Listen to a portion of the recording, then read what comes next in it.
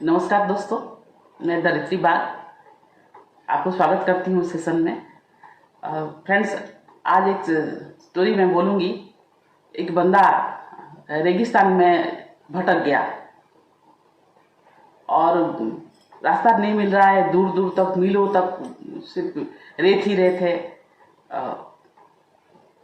क्या करेगा? धीमे धीमे उसको भूख प्यास भी सताने लगी और प्यास इतनी जोर से बढ़ रही थी कि क्या करे बंदा। अगर थोड़ी देर में अगर पानी नहीं मिला तो मैं मर जाऊंगा। तो इसी सोच से वो बेसब्री से पानी ढूंढता रहा। लेकिन दूर एक छोटा सा झोपड़ दिखा उसको, तो कैसे कैसे उस तक वो पहुंच गया। शायद इसमें कुछ मदद मिल सकता है, कोई हो जो मुझे पानी पिला दे। तो जैसे ही वो पहुंचा तो शाम भी हो चुका था। उसको भूख तो सता ही रही थी, साथ ही में प्यास भी बड़ी जोर की लगी थी। उसमें उसने देखा कि हैंडपंप था। उस हैंडपंप में तो हैंडपंप तो था, लेकिन साइड में एक जग में पानी भरा हुआ था और उसमें लिखा था इस जग को पानी को इस हैंडपंप में डालो और पंप करो तो पानी निकलेगा और वापस आप उस जग को भर दीजिएगा। तो ये जब पढ़ा इसने तो जग को उठाया और इतने जोरों की प्यास उसको लगी थी, क्या करूं? ये जो लिखा है ये सच है? इस लिखाई पे विश्वास करूं या इस जग को पानी को पहले मैं पी लूं? इतना प्यास से तड़प रहा था वो।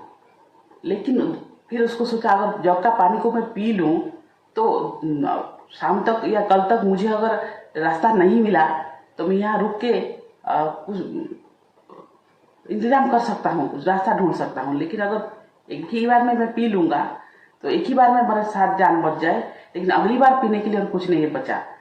तो देखते हैं, जो भी हो धीरज रख के उसने उस जग के पानी को उस हैंडपंप में डाला और जोर से पंप करने लगा। देखता है बिल्कुल पानी नहीं आ रहा है। फिर जोर से पंप कर रहा है, पानी नहीं आ रहा है। ये भगवान, क्या गलती मैंने कर लिया, पी लेना चाहिए था पानी को। फिर मार रहा है और वो सोच रहा है कि मन ही मन की मैंने शायद बहुत बड़ी भूल कर दी इस लिखाई पे भरोसा करके। और जोर से मार रहा है और लिखा किसी ने है तो जोरों से सच ही होगा, कोई ऐसे तो नहीं लिखेगा।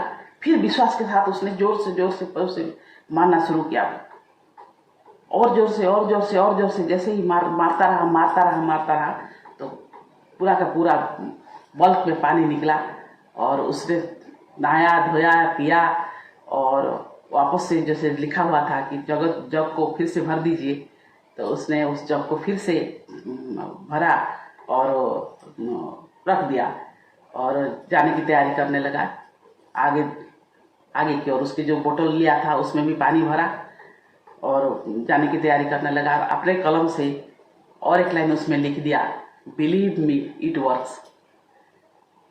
तो फ्रेंड्स, हमको भी जब नेटवर्क मार्केटिंग के ऊपर कोई बोलता है कि इसने इतना कमाया, इसने फॉरेन ट्रिप गया, इसने अपने घर बनाया, अपने इतने कर्जा था उसको चुकाया, ये सारे जब हमको कोई बोलता है कि इस बिजनेस में सब कुछ है, आप पैसिव इनकम कमा सकते हो, फॉरेन ट्रिप जा सकते हो, अपने बच्चों को सिक्योर लाइफ दे सकते हो, खुद के बुढ़ापा सिक्योर कर सकते हो, गाड़ी मिल सकता है, बंगलो मिल सकता है, सारा जब बताने पे हमको भी डाउट होता है, सच बोल रहा है या ऐसे ही फेंक रहा है।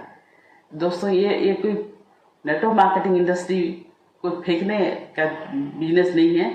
ये जो भी बताया जा रहा है ये बिल्कुल लोगों ने प्रूव करके दिखाया है।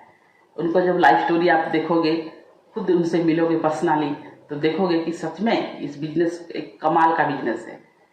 और जितने भी अचीवर यहाँ आए हैं, किसी ना किसी कारण से आए थे।